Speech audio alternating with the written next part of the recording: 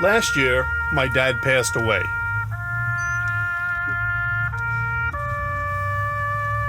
I think of him all the time, especially when I'm driving past the places he told us stories about. I recently drove past the Brooklyn Navy Yard, and it reminded me of a couple of those stories. My dad served with the 1st Marine Division in Korea, and upon his return to the United States, he was stationed here at the Brooklyn Navy Yard.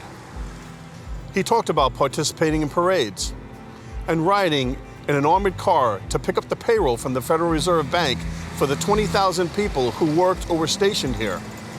He said it was $10 million in cash, and they brought it back here to the Paymaster building right behind me. The one story he told most often was about a friend of his he went through training with. It starts in Korea around 1952. As my dad tells it, casualties are coming in.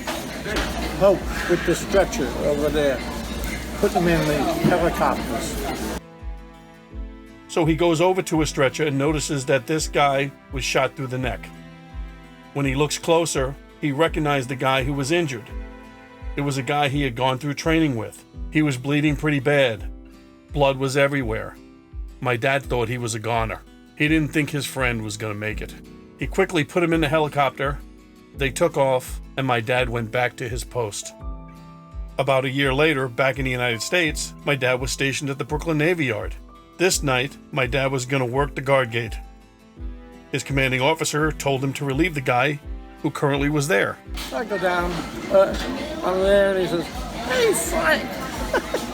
It's the guy who was shot. I thought you were dead.